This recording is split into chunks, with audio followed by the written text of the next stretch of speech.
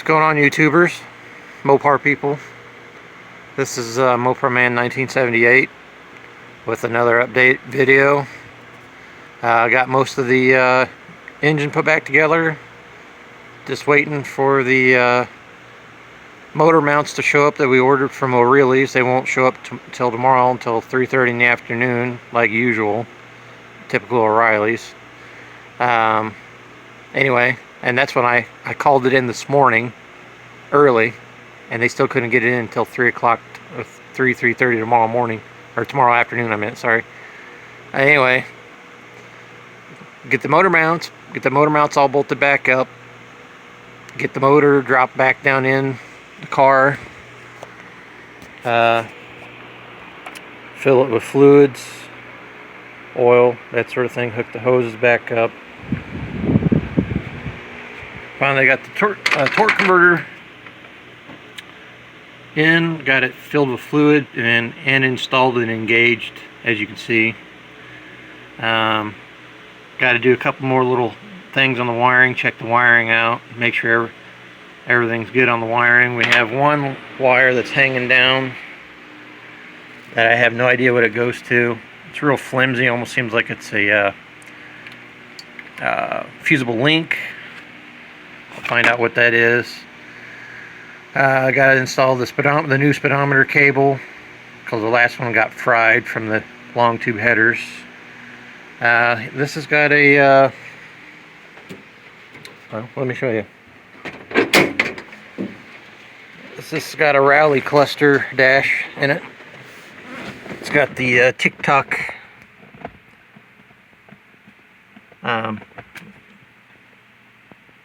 the tachometer, that sort of thing. I got to figure out if it works, and if it doesn't work, I got to figure out if there's a wire that's not been hooked up or come undone, or if it just plain doesn't work. Anyway, can't really read anything on the miles per hour gauge. It's all faded. Seen better days, yeah. It's like these gauges over here. Anyway, but that's the other thing. I gotta inspect the CB, make sure it's working. If not, I gotta fix that. Just some other odds and ends of shit in here. But anyway,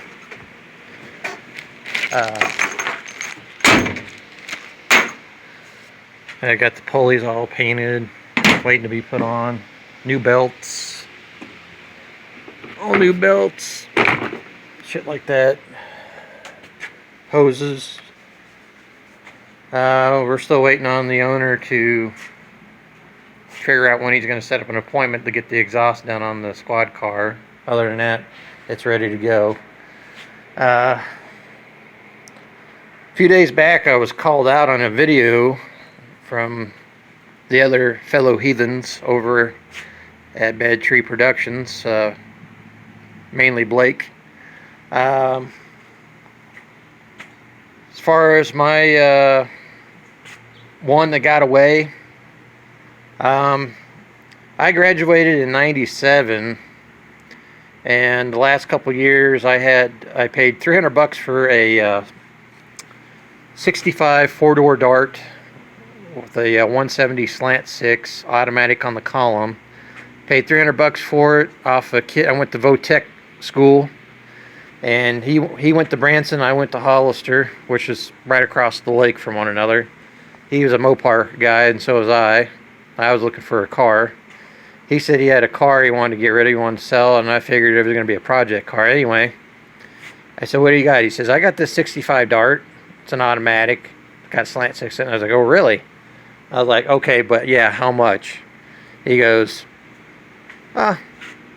I want to find something like a GTS or something, so I'd sell it for $300. I said, sold. I worked 4 hours every night after high school in the kitchen at a nursing home in Hollister, and then on weekends I'd pick up extra hours, or I'd work for somebody that called in sick or something, or pull a double, work all day and an evening shift. Anyway, it didn't get away from me, but at that time I didn't know Mopar people except for the neighbor up the street, and he didn't really know anybody, and he didn't really help me out much. Drove the car all over the place, got the rims all painted up, you know, nice. I found a set of used dog dishes. So basically I had, let's see, blacked out gloss black steel rims and dog dish hubcaps, not the ones, not the cop hubcaps, but the regular dog dishes. Anyway, and it was kind of an off-white and had kind of a, I guess you could say, a pewter interior, I guess. Anyway, it was a nice little car. I kind of cleaned it up, put a little sound system in it, and I was a daily driver. Pretty much it got to the point where the brakes went out on it. I really didn't know how to work on the brakes at the time. Nobody had helped me. I lived clear out in the country with my folks, so it was kind of a pain in the ass to, you know, work on stuff. Anyway, then eventually I had to take it to a shop, get it fixed, and then months later the front trunnion universal joint went out in it. And at that time, that just happened to be a few years prior to that, those universal joints went obsolete. So I was pretty much stuck with a car that ran, but it didn't go anywhere. At that time, like I said, I didn't know anybody. Anyway, I've kind of had project cars over the years. You know, like I bought a Duster, like a 75. Well, actually, it was a Dodge Dart Sport. It was Duster body with the front Dart nose tip on it for $150. It was a slant six car, but it didn't have any motor tranny. It was a rolling chassis. Needed some odds and ends. I tried to fix that up, got to a certain point, and I had bills and stuff, so I ended up getting rid of that. And then before I graduated, prior to my 65 Dart, and this really pissed me off, and I imagine it's going to piss you guys off because I'm going to go into detail about it. Anyway, our neighbors were Ford people, hardcore Ford Mercury people. The neighbor had a big souped up, it wasn't big, it was a 65 Ford Fairlane, and he tried to stuff the biggest motor he could into it along with a racing transmission, and he went through like 3 or 4 rear ends before he finally found one that would hold up to the power and the torque and whatever. Anyway, so basically a Ford guy. And then he restored 2 Ford Edsels, a station wagon and a convertible. Anyway, his boy, I guess, needed a vehicle to go back and forth to high school because his boy graduated a year or 2 ahead of me. And so anyway, sorry, I'm just wandering around the shop here. So anyway, I was out working in my folks' yard mowing the lawn, and I shut the lawnmower off one day, and I was out there in the front yard, and I heard this vehicle come down, and I can usually tell by the sound of the vehicle whose vehicle it is. Sure enough, here come our neighbor driving his big Ford extended cab truck because he worked in construction. He ran a construction business, and then hauling ass behind him and come around the curves real fast, kicking up rocks and shit, was his boy. And his boy his dad had just happened to purchase for him a either restored or a survivor car, maybe owned by an elderly lady or something. It was a 1974 Plymouth Duster, a Gold Duster. It said Gold Duster on the side. It was a emerald green or a hunter green, whatever dark green you want to call it, with metal flake in it. And it had little pinstripes down the side, and it had a white vinyl top. Had a good 318 in it, automatic on the column. I think it had like a 8 1/4 rear end in it. And it had factory air. The air just blew ice cold. Well, he bought it for his boy. His boy was a fucking idiot. Oh, probably about, I don't know, 3 weeks into owning it, because he was constantly doing burnouts. I mean, the kid wasn't like us, you know, would do a burnout, but it would be a controlled burnout. this kid would be fishtailing it all over the place and almost, smack the side of the quarter panel into something, being stupid. Anyway, 3 weeks, month, whatever, he comes home, and in the driver's side front fender right here, the size of a softball, there was a huge dent, a huge dimple crushed into it. And weeks or months later, week later, well, I don't know.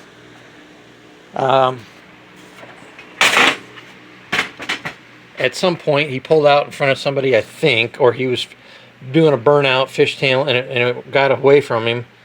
All this from here, up here, was almost completely caved in. It buckled up through here, and then I can't remember if it was this back quarter panel on this side or the opposite side. He pulled out in front of somebody, and somebody clipped him. And then, to top it all off, if I remember the story correctly, he was hot rodding through the IMAX parking lot here in Branson and drove over a chunk of concrete or a parking block or something, and the driver's side front wheel, instead of being straight, was like this. Yep. So he parked it, never drove it again, and it sat there collecting dust, dirt, bug shit, bird shit, whatever. So I went down there and asked him, I said, "What do you want for it?" 150 bucks. Sold. Brought it home. I tried to start fixing it up. Parents are kind of on me about getting it done. At that time, I was still working at my after-school job. Anyway, got to the point where, and I took auto body classes, but got to the point where it was going to need more work than I thought I could handle. So I ended up selling the car to somebody that would actually fix it up. But anyway, bringing it, that brought you up to speed. I know it was kind of a ass backwards or jumping back and forth, but anyway, the one that got away from me was, a buddy showed it to me, and it was like 20 miles east of Branson, in some guy's yard.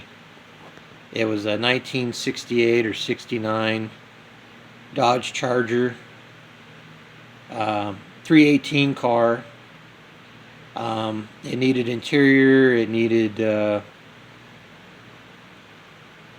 motor and transmission. It was basically it wasn't a basket case, but it needed a lot of stuff. And at that time, I started knowing a lot more people, making more friends with people that had connections. But when I went to the bank to get my loan, a $1,500 loan, by the time I got my loan approved and came back with the cash, the guy had already sold it. So I was like, well, alright. So went on the hunt for another vehicle.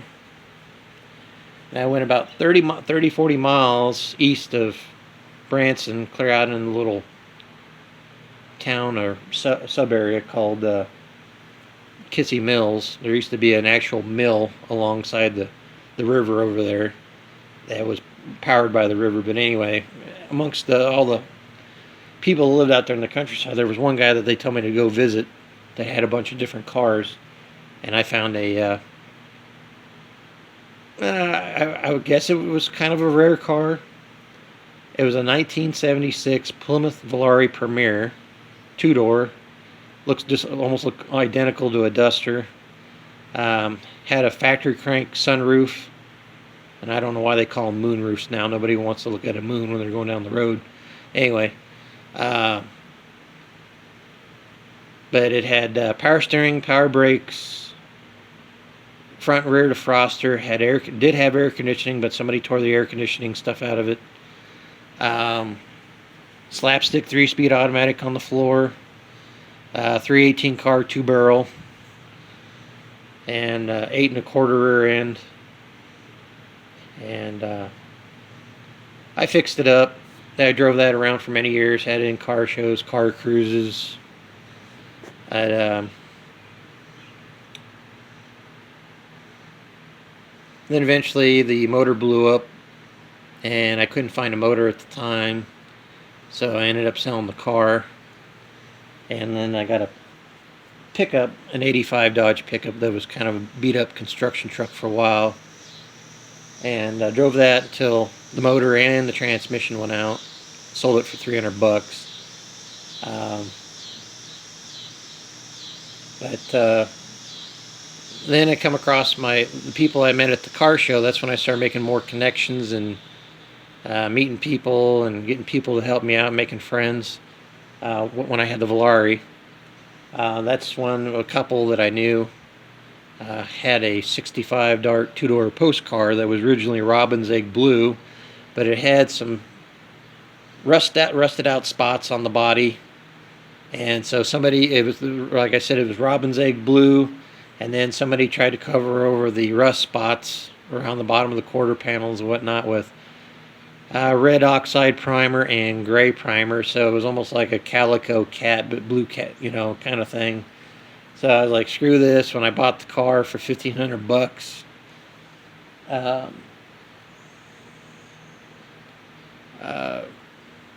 I went ahead and just sanded down the car with the Scotch-Brite, with a light automotive Scotch-Brite pad, or pads I should say, and taped the thing off and painted the section and the panels. Started with the fender and then the hood, and worked my way until I got the car completely done. And good spray can, satin black anyway. And then you guys all know that from my photos and my videos, you see my 65 Dart. But anyway, that's still on the project block. And update, because I know I mentioned something to Blake in a live chat. I finally got my taxes worked out. I didn't know any taxes, but it was TurboTax that screwed my taxes up. Something got entered wrong, or on their part, or something. And anyway, I got my 2020 taxes taken care of, so I'm finally supposed to be getting all my money I got saved, which is quite a chunk of money, and then plus all my back stimulus checks. So I got that going now. And my buddy, I've been working on the Charger and the squad car for quite a while, racking up the pay on that. My buddy finally paid me for all that, so I'm back to finally where I'm starting. I got money now to go ahead and purchase my parts that I've been so desperately needing for the Dart.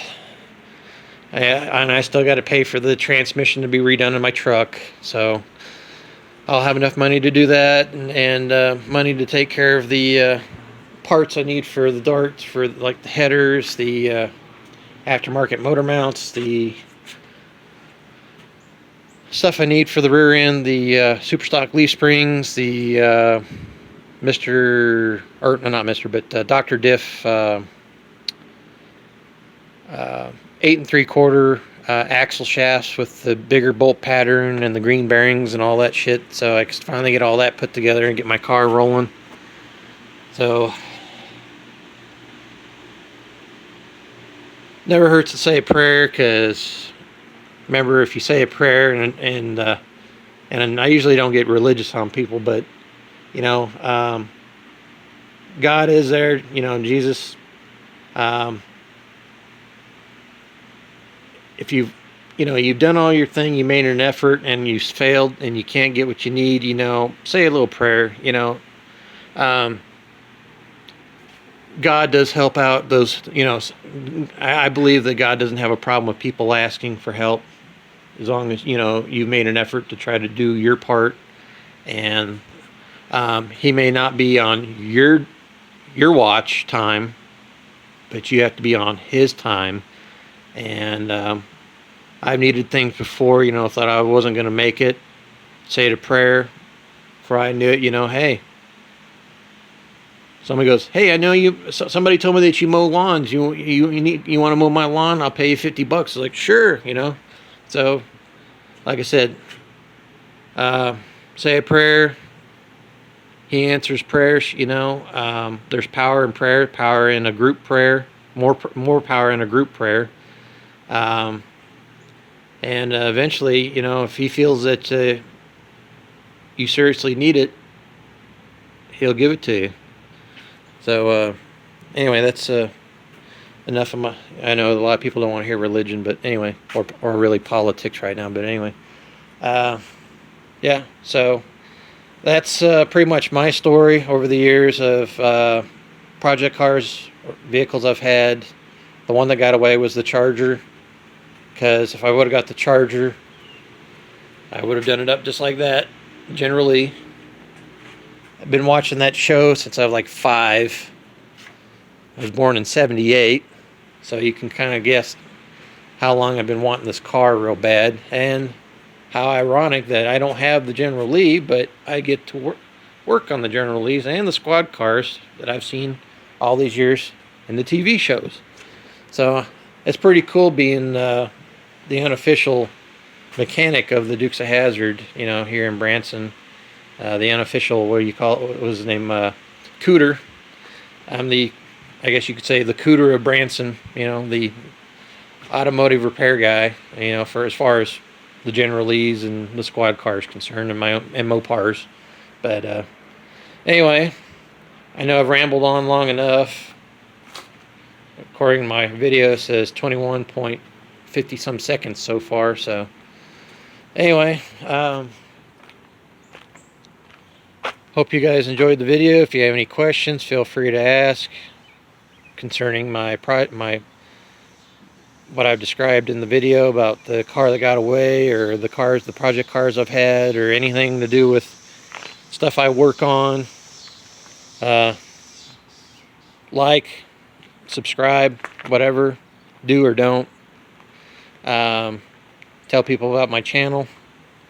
I think I'm only up to like 170 some subscribers right now, so it's better than it was, slowly but surely, I guess.